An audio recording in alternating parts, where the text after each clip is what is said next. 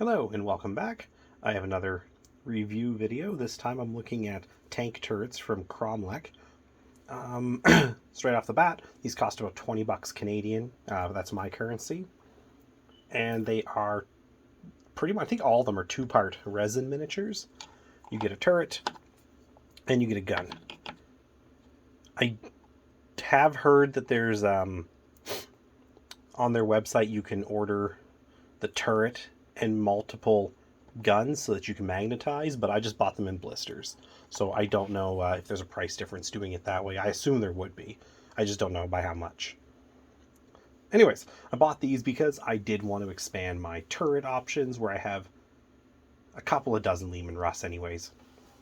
And mostly they're just battle cannons. I have a couple of other options, but I just don't want to buy any more Leman Russ. I have plenty. I once bought the what is it, the Emperor's Fist Tank Company or something like that.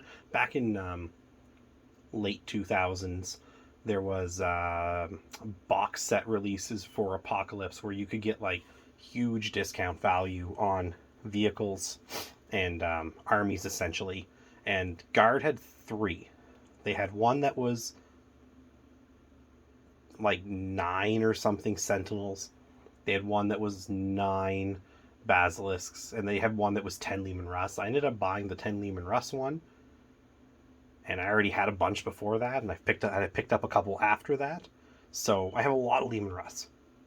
But I didn't have a lot of turret variety because most of them were bought before the more modern Russ kit came out. So I grabbed some of these. I'm going to paint them up here soon.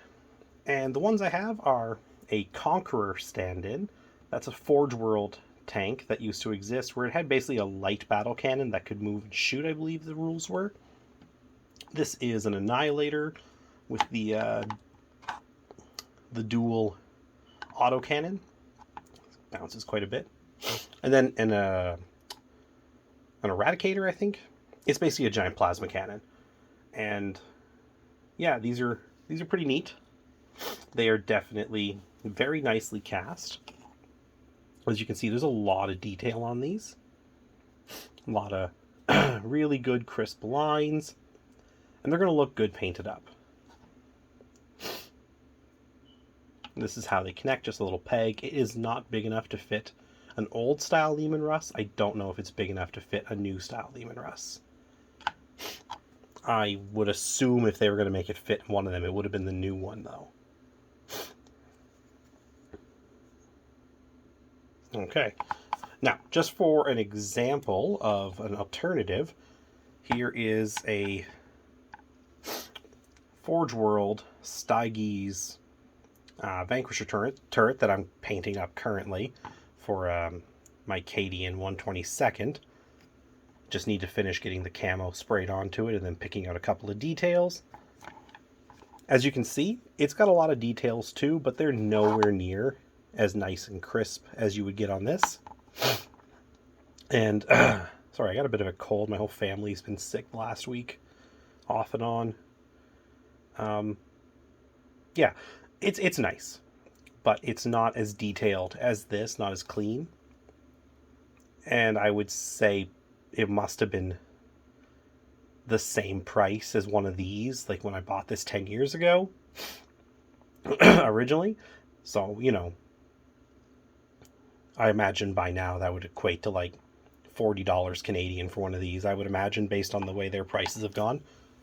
So if I had to pick which style I like more, I definitely have to say Kromlech has the better turret. And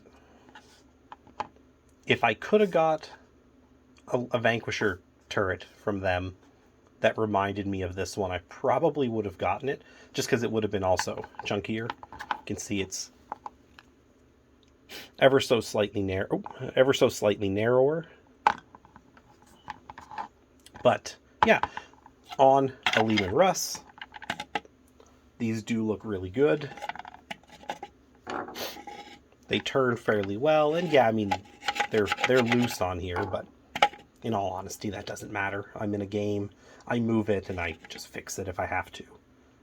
So, they look really good on a Leman Russ chassis. And if you're looking for extra turrets, I definitely think Kromlech is where to go unless you have access to a 3D printer, because there is 3D printed alternatives. I have one right here. This was printed a few years ago on my old FDM CR10, so it's not perfect, but you can already see it's pretty nice. It just has issues like drooping you would get, and I never did attach it because there was too many issues with it, and as much as it's not too bad, I didn't want to use it. I just kind of held on to it, and as I was prepping the stuff for this video, decided to pull it out. But yeah, it's got a lot of layer lines, but I think it's also a pretty good alternative to the Kromlechs. So again, 3D printing I think is probably the best route at this point, because also I don't think Forgeworld even sells half of these turrets anymore. I think they're pretty much all gone. Most everything on Forgeworld for the guard is gone. And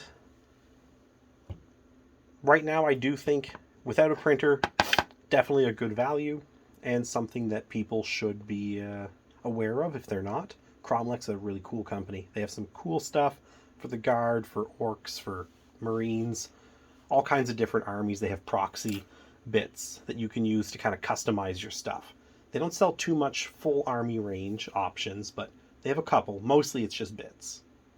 So yeah, anyways, I hope everybody found that, informative, and thanks very much for watching. Have yourselves a great day.